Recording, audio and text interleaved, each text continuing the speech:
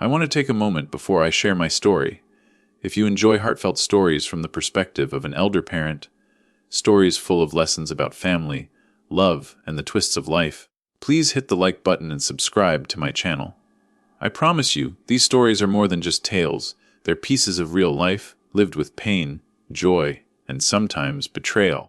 Your support helps us continue sharing these stories so no voice goes unheard. I am a father, a man who has lived through more than a few storms, yet never imagined the storm I would face in the court that day. My name is not important, but the story I have to tell is, my daughter, my little girl who once ran into my arms without a second thought, had changed. Life had carved a different path for her, and somehow along that path, I had become a stranger in my own child's life. I don't say this with anger or bitterness.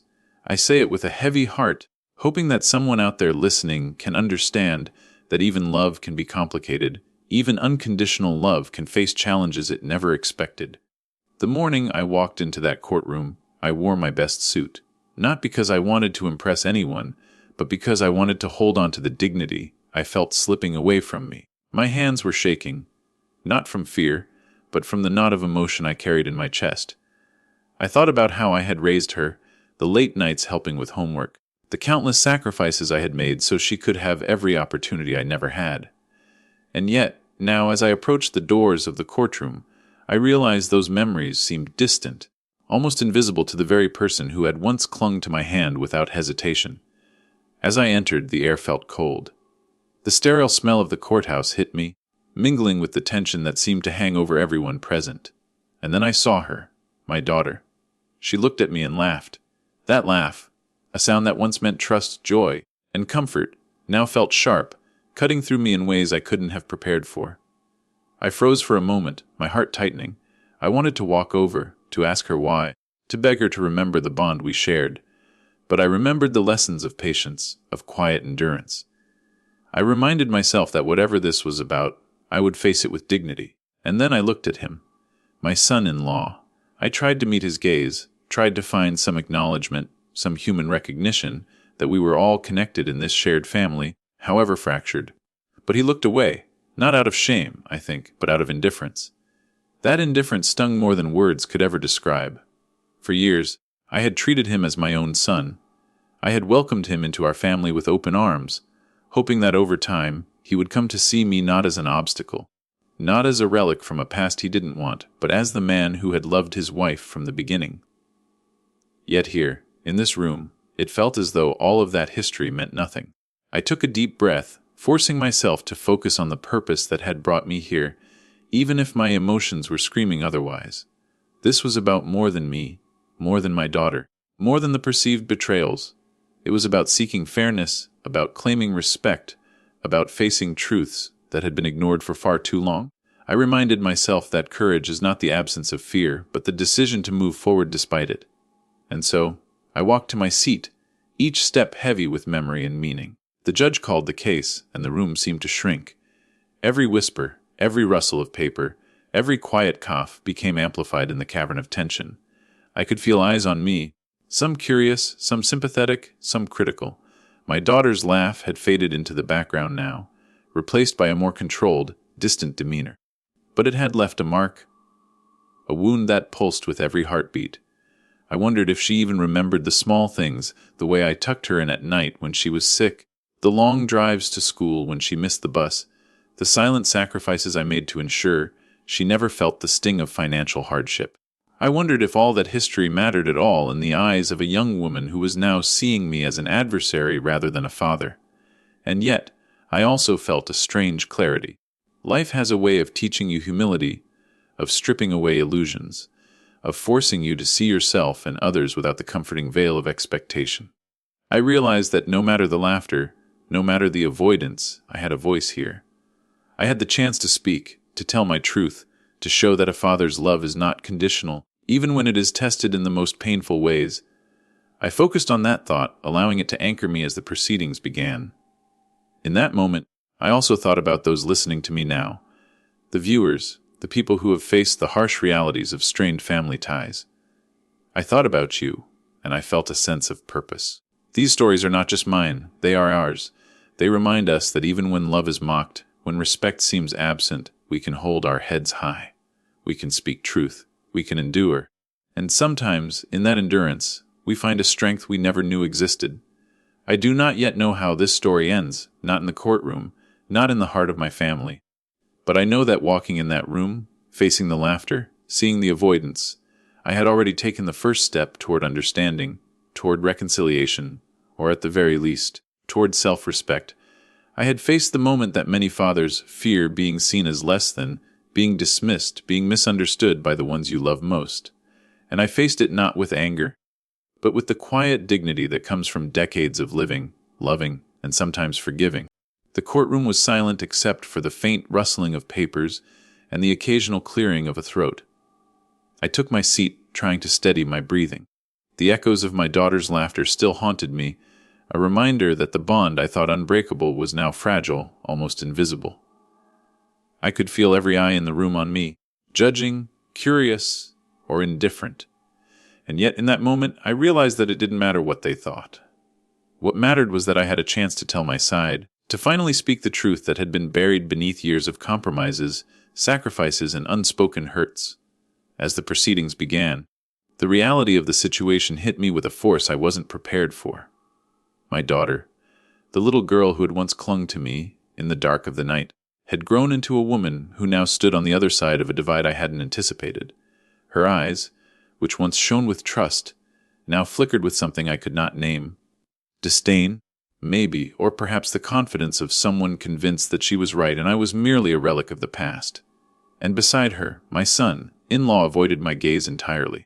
The man I had welcomed into our home, shared meals with, and treated as a son, now seemed to shrink away from any acknowledgement of our connection. I tried to remind myself why I was here. This was not about anger or revenge. This was about fairness, about standing for something I believed in, and about showing my daughter that love and respect are never things to be taken lightly. But as I watched her smirk, as I saw him avert his eyes, I felt the weight of years pressing down on me. Every sacrifice, every sleepless night, every moment I had devoted to raising her and supporting her life flashed through my mind. And I realized, with a pang of sorrow, that sometimes love is not enough to shield you from the pain of being misunderstood by your own children. The judge called for the first witnesses. I watched as lawyers spoke, papers were shuffled, and arguments were made. I could feel the tension building, a silent storm that threatened to overwhelm me if I let it. I thought about the moments that had led to this day. The birthday parties I had attended alone, when she chose her friends over me, the phone calls left unanswered, the holiday spent with the hollow feeling that my place in her life was no longer secure. And yet, amidst the pain, I felt a strange sense of clarity. This was a turning point, a moment where I could choose to rise above bitterness or be consumed by it.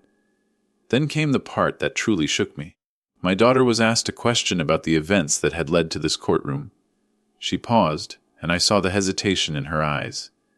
I could feel my heart pounding, hoping she would remember the bond we shared, hoping she would see the father behind the man she now seemed to resent. But instead, she laughed again. A brief, sharp sound that felt like a knife twisting in my chest. I wanted to speak, to cry, to plead with her to see me as I truly was, but I stayed silent. The judge's gavel reminded me that this was not the time for outbursts. This was a time for patience, for measured words, for truth. I thought back to the early years of her life. I remembered holding her in my arms when she was sick, soothing her fears with whispered promises that I would always be there. I remembered staying up all night during thunderstorms, calming her tears and shielding her from the fear of the storm outside. I remembered every scraped knee, every school performance, every moment where she looked to me for guidance and support. And now, in this sterile, intimidating courtroom, all of that seemed to hang in the balance, invisible to the very people I had loved most. But then I reminded myself love is not just about being there when it's easy. Love is about enduring even when it's hard, about standing firm even when others mock you, about holding on to your dignity when the world seems determined to take it from you. I straightened in my chair, taking a deep breath, feeling a surge of determination. I would speak my truth. I would not let her laughter or his avoidance define me. I was more than their perception of me. I was a father who had given everything, who had loved unconditionally, who had faced life's challenges with courage. And today, I would face this challenge with the same courage. The lawyers continued their arguments, and I listened carefully, weighing every word, every implication. I could see my daughter shifting in her seat, her confidence faltering slightly as the details of our shared history were laid bare. For a moment, I felt a flicker of hope. A tiny spark that perhaps she remembered, even subconsciously, the foundation we had built together. Perhaps, in the quiet corners of her mind, she still knew the father who had carried her through storms, the man who had loved her fiercely and without condition. And then, as if to test me further, my son-in-law was asked to speak. I watched him struggle, his words hesitant, his posture defensive. I realized then that the courtroom was not just a place for legal matters, but a stage for truths long suppressed. And in that moment, I understood that this day was not simply about conflict. It was about revelation. It was about exposing the gaps between perception and reality, about forcing us all to confront the consequences of our choices, about challenging us to see each other with honesty rather than pretense. Through it all, I remained calm, silent, but fully present. I reminded myself that dignity is maintained not by dominance but by composure. I reminded myself that patience can speak louder than anger, and that resilience is shown not through confrontation, but through steadfastness in the face of adversity.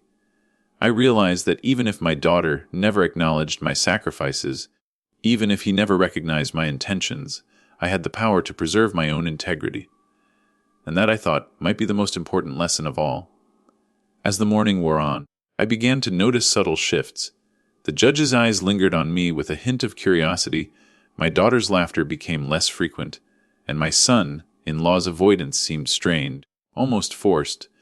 It was as if the weight of truth was beginning to settle into the room, quietly but inexorably.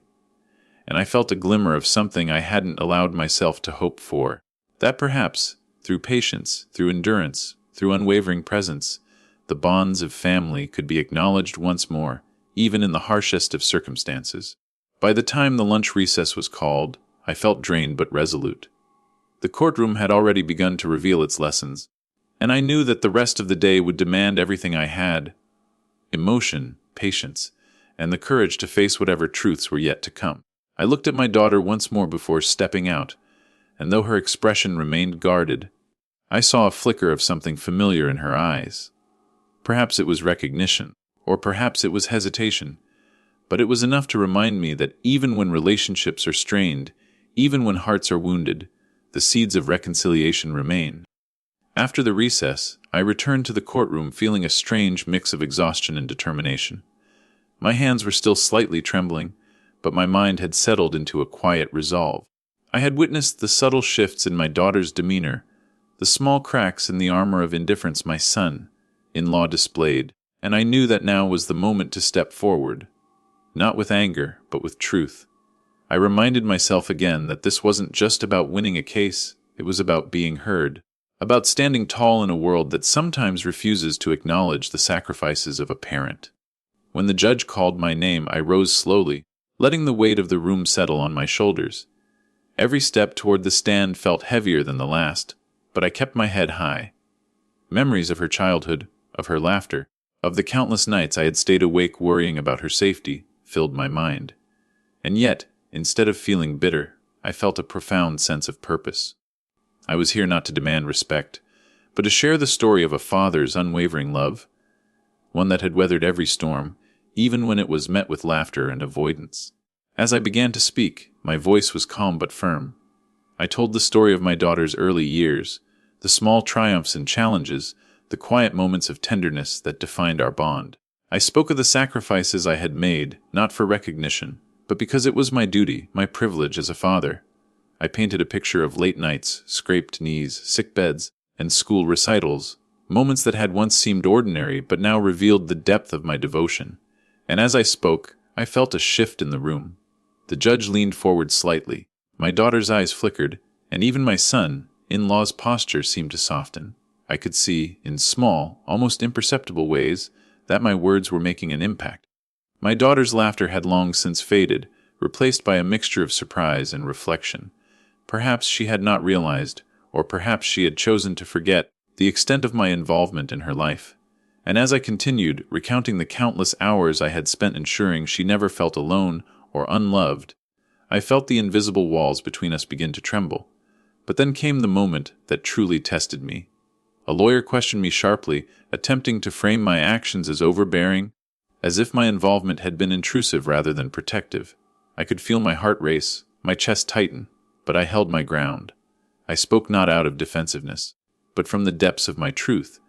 I explained that every decision I had made, every moment I had invested had been driven by love, a love that sometimes required hard choices, a love that sought to shield rather than control.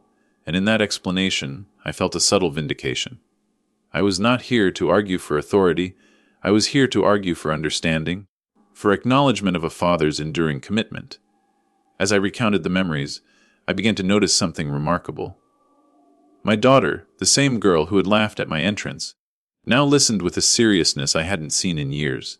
Her eyes, once dismissive, now reflected a flicker of recognition that perhaps I had always been there, even when she chose to ignore me. My son-in-law's gaze, though still cautious, no longer avoided mine entirely. For the first time in what felt like an eternity, I sensed that the walls of indifference might be crumbling, that the truth of my devotion was reaching their hearts. I also took a moment to address the deeper emotions, the ones that cannot be captured in legal arguments or documents. I spoke of the nights I had spent worrying, of the moments of joy that had been shared in quiet, unassuming ways, and of the pain of being misunderstood by the very people I loved most. I reminded them, and myself, that family is not just about convenience or agreement. It is about enduring connection, about the bonds that persist even when strained, about love that does not waver in the face of misunderstanding. During a brief pause, I allowed myself to glance at the gallery. I saw familiar faces, some empathetic, some curious, some quietly judging, but I no longer felt burdened by their scrutiny. My focus was on the truth I was sharing, on the hope that these words might bridge the gap that had grown between my daughter and me. I realized then that the courtroom, though cold and intimidating, was also a place of revelation, a place where hidden truths could be acknowledged, and perhaps, just perhaps, relationships could begin to heal. As I continued, I recalled moments of pride, her first steps, her first words, the first time she called me Dad, with genuine joy. I spoke of the challenges we had overcome together, of the resilience she had shown, and of the ways in which our bond had shaped both our lives. And as I spoke, I felt a subtle shift in her demeanor. The laughter that had once wounded me was gone, replaced by a thoughtful silence. For the first time in this entire ordeal, I sensed that she was truly listening, not just to my words, but to the emotions behind them, to the heart of a father who had never stopped loving, never stopped caring, and never stopped hoping for reconciliation. By the time I finished, the room was quiet, not the tense silence of judgment, but the stillness of reflection. My daughter met my gaze for a brief moment, her expression unreadable yet softened in ways I had longed to see. My son-in-law, too, seemed to acknowledge, however subtly, the depth of the emotions at play. I had spoken my truth, and in doing so, I had begun to pierce the veil of misunderstanding that had clouded our family for far too long. As I returned to my seat, I felt a mixture of relief and anticipation. I knew the journey was far from over, that the day's proceedings would continue to challenge us all, and that the path to true reconciliation would require patience, humility, and courage. But I also knew that speaking my truth had been a pivotal step. I had faced the laughter, the avoidance, and the subtle judgments, and I had done so with dignity and love. And in that act, I realized that even the smallest acknowledgement of a father's devotion can begin to mend hearts that have been wounded by misunderstanding. The afternoon light streamed through the courtroom windows, casting long shadows across the polished wooden benches. I sat quietly, listening as the lawyers presented their points, but my attention was on my daughter. She had grown so fast, so independent, and yet, sitting there before me, I was reminded of the little girl who once clung to my hand in fear of the dark. That memory, tender and raw, strengthened my resolve. I had to remain steady, composed, unwavering. This was no longer just a legal battle. It was a reckoning of years, a confrontation of truths long buried under pride, misunderstandings, and unspoken resentments. The questioning resumed, and my daughter was now directly addressed. She spoke carefully, her words measured, but there was a tension in her tone I had never heard before. It wasn't mockery or disdain, it was hesitation. And that hesitation told me more than any words could. It told me that somewhere beneath the surface, she was remembering. Remembering the nights I stayed awake for her, the sacrifices I made, the quiet acts of love that had gone unnoticed. My heart ached as I thought of all the times I had tried to reach her, only to be met with silence or dismissal. And yet, hope flickered. Perhaps, just perhaps, the wall of indifference could be breached. I thought about my son-in-law, too. For years, I had treated him like a son, shared advice, guidance, even small life lessons, hoping to forge a connection built on respect and mutual care. Yet here, in this courtroom, I felt the distance between us keenly. He looked uneasy, his eyes darting away from mine, his posture stiff. I wondered if he even understood the depth of my intentions, the sincerity behind every gesture I had made toward him and my daughter. I reminded myself that I could not control their perceptions, only my own actions. And my actions, I hoped, would speak louder than any misunderstanding. The judge called for me to respond to a pointed question, one that struck at the heart of the family conflict. I could feel the weight of the room press against me, the silence amplifying every heartbeat, every inhale. I stood slowly, gathering my thoughts, letting the years of experience guide me. I spoke calmly, deliberately, recounting the moments that had shaped our family, the birthdays, the holidays, the nights spent worrying over her future. I spoke of love, not as an abstract concept, but as tangible lived experience. I shared how each decision, each sacrifice, had been motivated by a single purpose: to ensure my daughter felt safe, valued, and loved. As I spoke, I saw subtle changes in the courtroom. My daughter's eyes softened, and though her expression was still guarded, there was a vulnerability there I had longed to see. My son-in-law shifted in his seat, no longer completely avoiding my gaze. For a fleeting moment, the tension that had defined this day seemed to ease, replaced by the quiet acknowledgement of truth. I realized then that the power of honesty, of speaking from the heart, could reach even the most resistant of hearts. But the confrontation was far from over. The lawyer pressed further, challenging my narrative, suggesting that perhaps my intentions had been misguided, even controlling. I felt the familiar surge of frustration, the instinct to defend myself, to argue. But I held back. Instead, I allowed the clarity of my experience to guide me. I explained that love is never simple, never free from conflict. That sometimes, doing what is right for someone you love means facing opposition, misunderstanding, and even rejection. And in that explanation, I hoped they would see that my actions had never been about control, but about care, protection, and devotion. As I continued, I thought about the many quiet moments of connection that had defined my relationship with my daughter. The bedtime stories, the whispered reassurances during thunderstorms, the countless hours spent guiding her through school and life's challenges, all of these small acts formed a tapestry of devotion that no misunderstanding could erase. I wanted her to see that love is not measured by grand gestures alone, but by consistency, presence, and unwavering support, even when it is unrecognized. At one point, I looked directly at my daughter. I spoke softly, not in accusation, not in anger, but with the sincerity of a father who had given everything to his child. I told her that while misunderstandings and mistakes might have crept in over the years, my love had never wavered. That even when she laughed at me, even when he looked away, I had always been there, quietly hoping, quietly waiting, quietly enduring. I wanted her to understand that my presence in her life had always been a gift, a commitment, and a promise that no matter what happened, I would not abandon her. The courtroom seemed to hold its breath.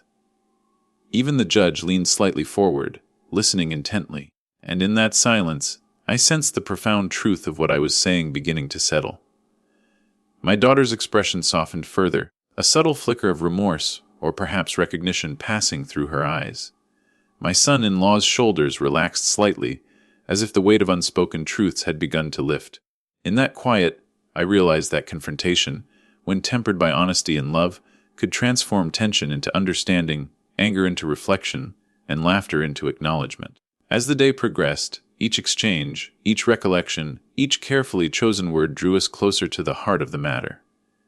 The courtroom, once a place of intimidation and distance, had become a space for revelation.